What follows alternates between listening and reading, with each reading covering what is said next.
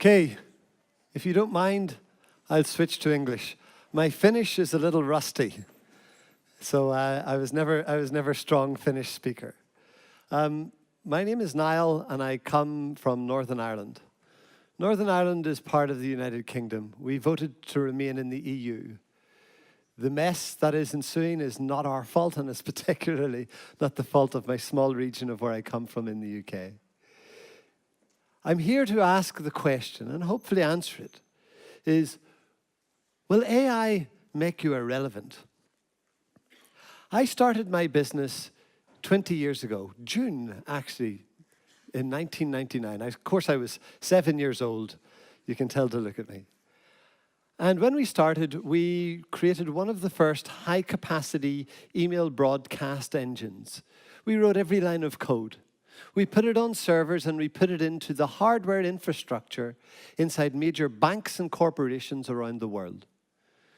Business grew rapidly, and we thought everything was good. We were safe, secure. That was until 2007. Someone came up with an alternative version. It was poorer quality. It wasn't as fast. It sat in the cloud, whatever this was. Now remember, in 1999, this is 5, 6 years before the invention of YouTube, several years before social media. And we progressed thinking that life would continue on that trajectory forever. But the introduction of cloud and the movement of email marketing to marketers and away from technologists caused a disruption in our marketplace. We shrank dramatically down to a mere 7 staff, having grown year after year. We thought our clients, which included Wall Street banks, the European Bank, Reuters Media Agency, they would never leave us. Within 16 months, they all did. When disruption happens, it happens fast. And I wasn't prepared for it. That's what took me into academia and to try to understand how this phenomenon could happen. And it's not a new phenomenon. Disruption is not new. Ask the candlestick maker. Ask the person who shoes the horses, the blacksmith. This is my hometown in the 1930s. All of these ladies are at a conference about electricity, an electricity conference. It seems a little crazy. Electricity, it's ubiquitous, it's everywhere. Back in the 30s, electricity typically had an electricity strategy within a business. There was someone in charge of electricity.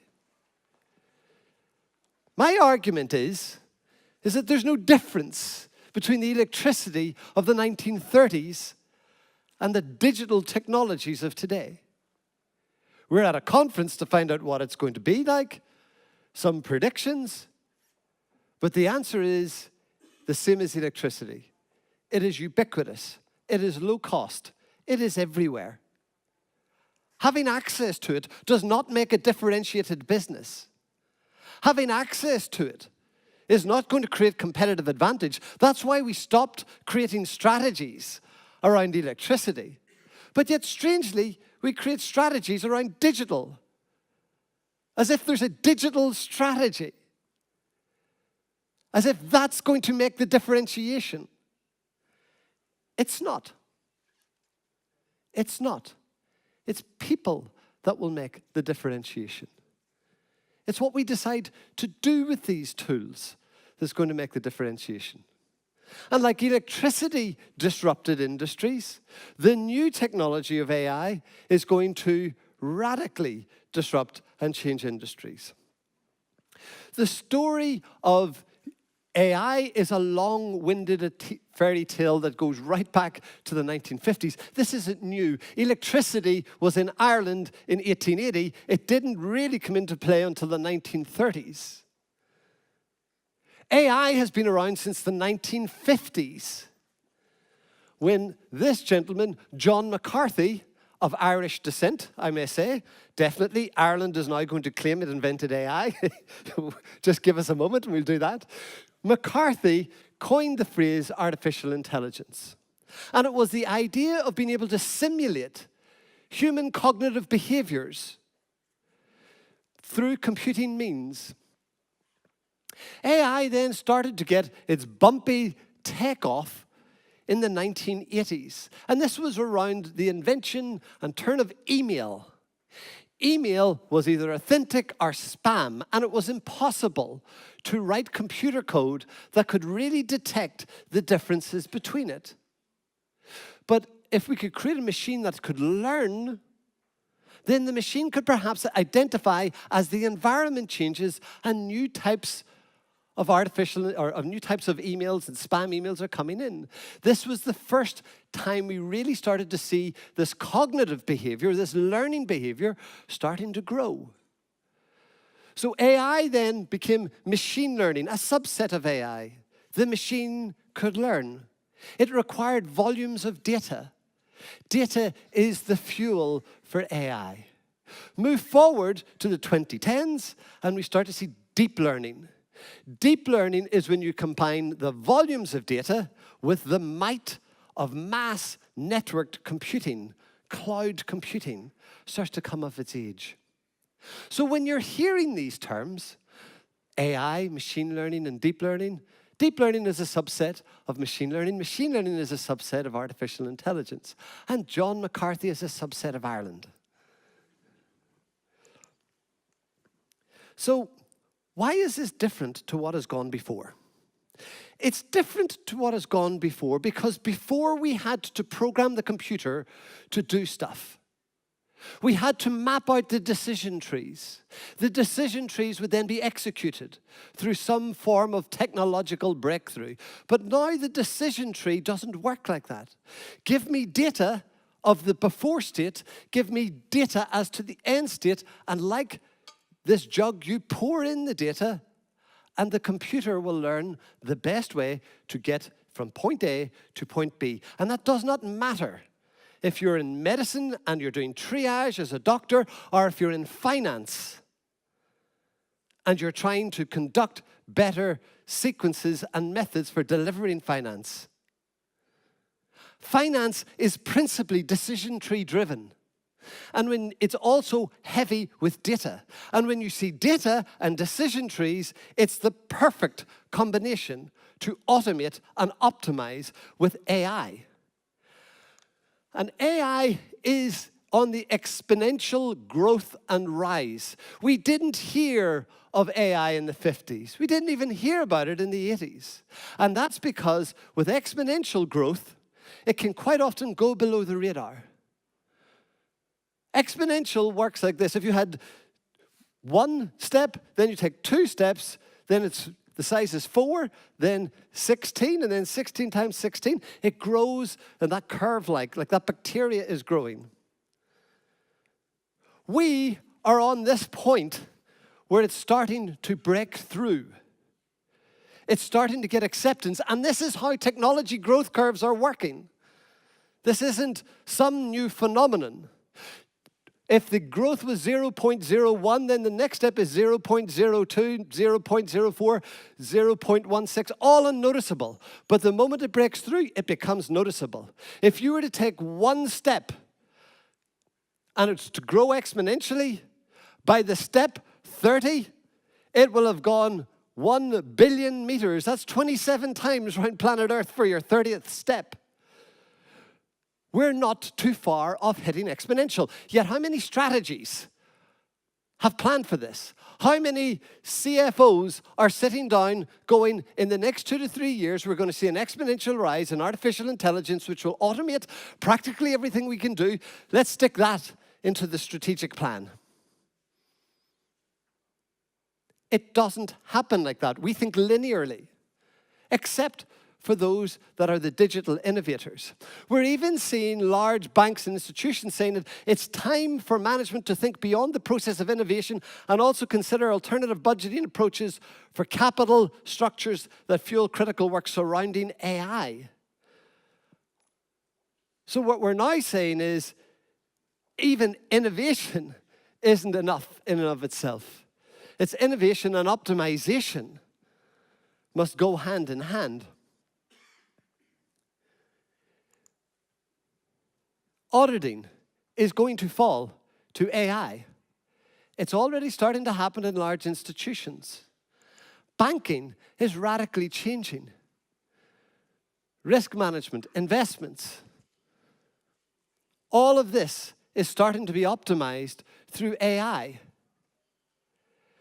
Credit, capital. I'm only on the letter C, and I could have taken automotive as my A. I could take any industry that has a decision tree in how it works and data at the start and an outcome at the end, and I could pour it in, and I could write a completely different list. It's all leading to one thing: disruption. Disruption of our roles, of our jobs, and how we conduct ourselves and what we're going to do when we get up in the morning. So you have two choices. Either buy in AI, let it happen, let it slowly erode and take over roles and posts, which I'm not criticizing. Just be aware that that's the choice. Or we can leverage the data that we have and start to innovate and utilize this new technology and lead that change as chiefs of finance. And the role of finance, as we will see, is one of leadership and one of giving direction and one of purpose. My experience is that the technologists don't let you down. It's the leaders that let you down. My experience is that if you can think it, they can do it. If you want it done, the technologists typically deliver. Now, what was it you were wanting them to do? And in the absence of leadership, the best they can do is digitize what they have. A pilot does not need to understand thermodynamics to fly the plane, to take off and land safely. She doesn't need to understand how the engine works, how it superheats air and pumps it at the back. That's not what's required. And a CFO does not need to understand how the technology works, but they do need to understand its business capabilities. And they do need to give direction as to where the business is going. As a member of the board, if we are chief of finance, we must give directions, not the technologists. They cannot be doing this on their own. It's a requirement of the entire leadership function of the business. The problem that we're seeing is that quite often it's technological pull. What can the technology inspire us to do? And not so much of the strategy push. In the absence of this, we stall at phase one of transformation, which is to digitize the existing business. We digitize it and go, whew, dodged that bullet. In reality, we need to digitize, yes, but then we need to transform. What is our new, unique value proposition in the digital economy? Because the one we had in the traditional economy doesn't float well in the new digital one. And how do we restructure our businesses to make that happen? And then, how do we optimize, enabled by AI, to make that happen? And the gap that's typically missing is leaders able to control and manage innovation, the subject matter experts. So is AI, if it took your role, is it a bad thing? Not if you're going down the road of innovation. Eric Hoffer wrote, he's an author, American author and psychologist. He wrote, "In times of great change, which is always, learners inherit the earth, while the learned find themselves beautifully equipped for a world that no longer exists." Your upgrade to your thinking is in your control. It's in your choice. It's in your hands. Understanding AI and the technologies and its capabilities is something that you must understand as business people. It is not going to be like an upgrade that happened before. This is not going to be the same. True innovators don't actually really talk that much about the technology. They start off with the customer problem or unmet need. They focus their innovations and resources to ensure that they deliver maximum value to the customer. They're using data to test hypotheses. As finance people, we tend to use historic data. As innovators, we tend to use predictive data. The best people to help bridge this data gap is actually those who are most adept at data, which is typically finance. In the absence of doing convergent innovation, where we have defined the exact point in the digital economy we would like to be and where we'd like to play, we then switch to divergent. Divergent is where we hand the keys of the business to the technologists without direction, and this is not the fault of the technologists. They then look at the technology that's available to them, and they start to build solutions. Then they look for the problem. Oh, we could optimize this. This is why they go into perpetual phase one digitization, not true transformation. And our fieldwork has shown us that this is happening across the globe and large, small, medium enterprises. It's not a unique thing. It's not a thing around an industry. It's around a profession. It's leaders, particularly CEO, COO, CFO. They don't give adequate direction. Divergent innovation takes hold because they demand innovation, but not to any destination. Resources get squandered. People lose faith. Disruption happens. There are three types of innovation: closed, collaborative, and open. Closed is where we think we have all the answers. We do it in-house. Every industry has squeezed the juice out of that lemon. It's not where problems are found or innovations are found anymore. The innovations are found collaborating with new partners, adding new data sets to our AI along with our own, being able to find new problems that wouldn't exist in our industry specifically alone. Collaborative innovation, where we're cooperating with others, co-creation, is the new hotspot for innovation. But that does not make it easy, because I can say it. Apple's latest product is a credit card product. Did Apple create it? Yes. Co-created it, with Goldman Sachs and with MasterCard. The world's wealthiest company sought to partner. It's not a lack of resources. It's wisdom. So do we have the wisdom to do the same? Here's the major problem, is that in traditional financial business modeling, the business that we produce, we sell, deliver products and services. And at the bottom is where we create the value. We do it internally. How do we get the idea from the bottom of the business pushed out to customers at the top? Well, typically we build business cases. Typically we test the market internally, and we do that. And actually, it's quite easy to do when the technology is reducing the operating costs and creating efficiencies. That's easy. But transformation doesn't happen there. Transformation typically happens further up the scale. New products and services, innovations, co-created. That is not a comfortable place. In fact, it's very uncomfortable. Why? Because I need some money, CFO, to do what? To work with 3 partners. What's their balance sheet like? Not particularly good. Oh, really? How much do you need? As yet undefined. What is the outcome? Not quite sure yet, but we know magic will happen once you fund it. Can I have some money, please? Who's going to pass that as a business case? Of course, I'm being extreme. But it's definitely a much more difficult risk to be managed inside of the business. Belfast did electrify. Belfast grew and prospered.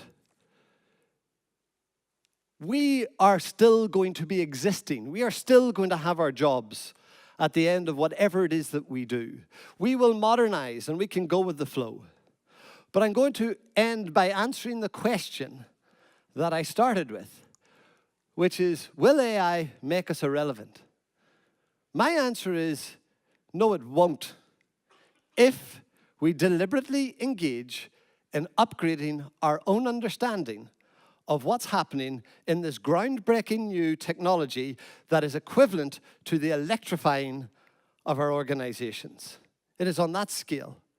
And if we choose to leverage it rather than have it applied to us, we will by no means become irrelevant. We will become the superstars because what is missing is subject matter expertise such as yours in order to be applied to innovation. Thank you very much.